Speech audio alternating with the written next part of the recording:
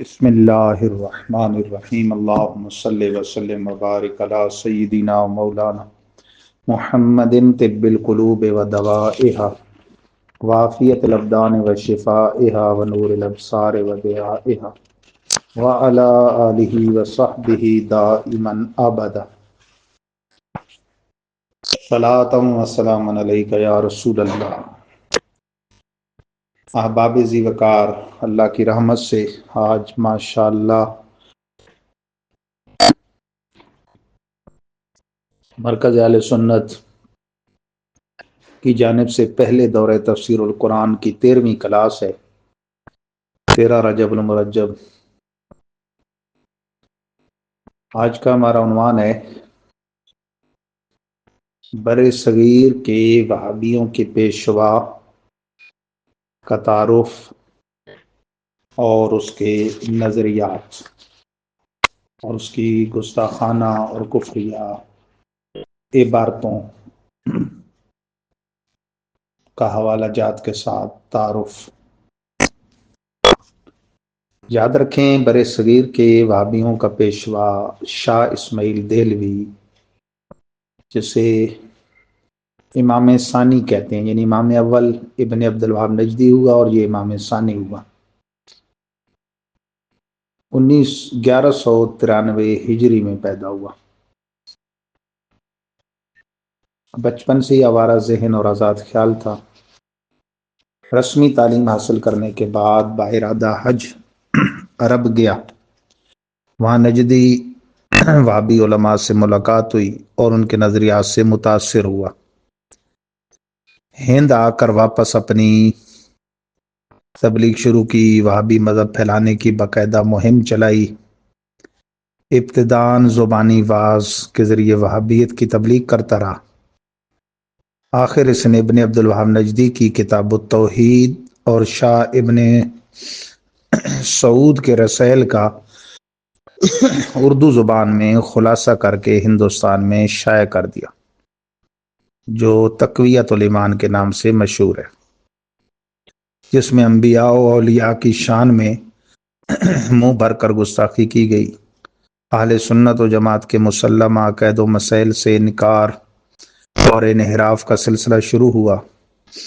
روئے زمین کے مسلمانوں پر بدعت، کفر اور شرک کا فتویٰ دیا گیا، اور حیرت اس بات پر ہے کہ اسماعیل دہلوی کو خود بھی اعتراف ہے کہ اس کی کتاب افراط و تفریط، زیادتی، کمی پر مبنی اور تشدید سے پر ہے۔ چنانچہ جب اس نے یہ کتاب لکھی تو اسے اپنے مخصوص دوستوں کے سامنے پیش کیا اور کہا، یہ ارواح ثلاثہ صفحہ 103 4 مطبوعہ دارالارشاد کراچی، اور روایات و طیب حکایت نمبر 40 صفحہ 79 دارہ عثمانیہ انارکلی لاہور میں یہ بات موجود ہے ان کے اپنی کتابوں میں کہ میں نے یہ کتاب لکھی ہے اور میں جانتا ہوں کہ اس میں بعض جگہ ذرا تیز الفاظ بھی آ گئے ہیں اور بعض جگہ تشدد بھی ہو گیا ہے۔ مثلاً ان امور کو جو شرک خفی تھے شرک جلی لکھ دیا گیا ہے۔ ان وجوہ سے مجھے اندیشہ ہے کہ اس کی اشاعت سے شورش ضرور ہوگی، یعنی شور شرابہ، لڑائی بھڑائی، گو اس سے شورش ہوگی، مگر توقع ہے کہ لڑ بھڑ کر خود ٹھیک ہو جائیں گے۔ یاد رکھیں، یہ اسماعیل دہلوی ہے بڑے اونچے خاندان کا آدمی، جیسے آج بھی کہتے ہیں نا فلاں پیر کا صاحبزادہ ہے، تو پھر لوگ اس کی غلط باتوں کو بھی غلط نہیں کہتے اور گمراہ ہوتے ہیں۔ یہ خاندان ولی اللہ ہی کہلاتا ہے، شاہ ولی اللہ محدث دہلوی کا خاندان۔ شاہ ولی اللہ محدث دہلوی بیٹے ہیں شاہ عبد الرحیم محدث دہلوی کے، وہ بزرگ جن کے میلاد کے چنے بھی بارگاہ رسالت میں مقبول ہوئے تھے، وہ خواب بڑا مشہور ہے،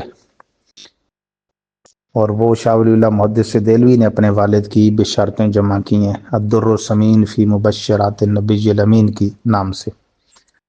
تو شاہ ولی اللہ ان کا بیٹا ہے، بعضوں نے کہا اکلوتا ہی بیٹا ہے۔ تو شاہ ولی اللہ محدث دہلوی کے 4 فرزند ہیں۔ سب سے بڑے مشہور محدث سراج الہند شاہ عبد العزیز محدث دہلوی، اور اس کے علاوہ 3 بھائی ہیں، شاہ رفیع الدین دہلوی، شاہ عبد القادر دہلوی اور شاہ عبد الغنی دہلوی۔ یہ شاہ عبد الغنی دہلوی کا بیٹا ہے شاہ اسماعیل دہلوی، یعنی یہ گویا شاہ ولی اللہ محدث دہلوی کا پوتا، شاہ عبد الرحیم محدث دہلوی کا پڑ پوتا، اور ہر سے شاہ صاحبان، شاہ عبد العزیز محدث دہلوی، شاہ عبد القادر محدث دہلوی اور شاہ رفیع الدین محدث دہلوی کا یہ کیا ہے، بھتیجا ہے۔ ان حضرات کو بھی بعض ہمارے سادے سنی دیوبندی قرار دیتے ہیں، شاہ رفیع الدین، شاہ عبد القادر کو، اور کہتے ہیں ان کے ترجمے نہ پڑھو، یہ دیوبندی ہیں۔ یہ دیوبندی نہیں تھے، ہاں ان کے اردو تراجم میں اعلیٰ حضرت فرماتے ہیں کہ ضرور کچھ مسٹیک ان کے ترجموں میں بھی ہیں، تبھی ترجمہ کنز الایمان لکھنے کی حاجت پیش آئی، ورنہ یہ ہیں سنی۔ اس خاندان میں یہی بندہ وہابی ہوئے، اور یہ ہندوستان کا پہلا غیر مقلد ہے، اسماعیل دہلوی۔ اس نے رفع یدین شروع کر دیا تو لوگوں نے شاہ عبد العزیز محدث دہلوی کو شکایت کی، تو کہنے لگا میں تو حدیث پر عمل کر رہا ہوں۔ تو انہوں نے فرمایا کہ اسماعیل کی سمجھ نہیں ہے، ہم تو سمجھے تھے میاں اسماعیل مولوی ہو گیا، لیکن یہ تو ایک حدیث کا ہی صحیح مطلب نہیں سمجھا، یعنی اسے یہ نہیں پتا کہ یہ حضور کا عمل منسوخ ہے، منسوخ پر عمل درست نہیں ہوتا۔ پھر شاہ صاحب خطبہ دے رہے ہوتے تھے جمعے کا، شاہ عبد العزیز محدث دہلوی، اور یہ پتنگ اڑا رہا ہوتا تھا، آزاد خیال ہو گیا نا۔ پھر جب اس نے یہ لکھی تقویت الایمان، تو اس کے رد میں اس کے اپنے چچا زاد شاہ مخصوص اللہ دہلوی ابن شاہ رفیع الدین دہلوی نے لکھا، اور اس نے اس کو تقویت الایمان کو تفویت الایمان قرار دیا، ایمان کو قوت دینے والی نہیں، ایمان کو فوت کرنے والی کتاب۔ ابھی اس کی باتیں میں آگے پیش کروں گا۔ اور شاہ عبد العزیز محدث دہلوی کو جب اس کی باتیں بتائی گئی تو انہوں نے فرمایا افسوس کہ اب نظر کام نہیں کرتی، ورنہ اس کے رد میں یوں ہی لکھتا جس طرح میں نے رد روافظ میں تحفہ ثنا شریعہ لکھی ہے، اور اس کا جواب نہیں ہے۔ تو بہرحال یہ خاندان کے لیے دھبا بنا۔ اس نے سید احمد رائے بریلی والے کی بیعت کی، دونوں نے انگریز کی حمایت میں فتویٰ دیا کہ سکھوں سے جہاد فرض ہے۔ سکھوں سے لڑتے لڑتے بجائے اس کے کہ پنجاب میں تھے سکھ، یہ سرحد میں گھس گئے، حالانکہ سرحد میں سکھ نہیں تھے، لیکن موقف کیا پھر دوسرا انہوں نے اپنایا کہ سرحدی پٹھان بڑے سخت تھے بیوہ کے نکاح کے سلسلے میں، کہ وہ اسے مناسب نہیں سمجھتے تھے اور اس پر شدت کرتے تھے اور اسے ممنوع قرار دیتے تھے۔ ہندوانہ طرز اور رسموں کا وہ جو اثر تھا اس کی وجہ سے، کہ جیسے وہ کہتے ہیں کہ وہ میاں کے ساتھ جل کے آگ میں جل جائے یا بیٹھی رہے ساری عمر ہندو، اسی طرح ان کا بھی موقف ہو گیا۔ تو انہوں نے کہا جی اس بدعت کے خلاف بھی جہاد ضروری ہے، تو ان کی بیوگان کو زبردستی اپنے مجاہدوں کے عقد میں لانا چاہا، تو پٹھان بگڑ گئے۔ تو پائندہ خان نامی پٹھان، جو ہمارے استاد گرامی قدر مفتی اعظم پاکستان مفتی عبدالقیوم مزاروی علیہ رحمہ کے جد اعلیٰ ہیں، انہوں نے اسماعیل کے پیر کو اور اسماعیل کو واصل جہنم کیا، اس کو تو اٹھا کے لے گئے مرید، اور ایبٹ آباد میں اس کی بالا کوٹ میں آج بھی مرگٹ موجود ہے اسماعیل کی۔ اب وہاں تو شاہ شہید اور پتہ نہیں جھنڈے اور کیا کیا اس کو ولی بنا دیا انہوں نے، ویسے ہمیں قبر کے پجاری کہتے ہیں۔ اور بعضوں نے حکایت بیان کی ہے کہ ایک تھا وہ پٹھان طالب علم جس نے غدر کے دنوں میں قدوری اس کے پاس لے گیا اور اسے کہا مجھے یہ مسئلہ سمجھاؤ، تو اس نے قدوری شریف ایک حنفی کی کتاب کو اٹھا کے اسماعیل نے نیچے پھینک دیا اور کہا کہ یہ قدوری سمجھنے کے دن ہیں یا جہاد کرنے کے، تو اس نے اس کو نظر میں رکھ لیا، تو اسے موقع ملا تو اس نے اسے بہرحال واصل جہنم کیا، یا بہرحال پائندہ خان نے کیا، یا پھر پائندہ خان نے اس کے پیر کو کیا اور اس پٹھان نے اس کو کیا، بہرحال پٹھانوں کے ہاتھ مارے گئے۔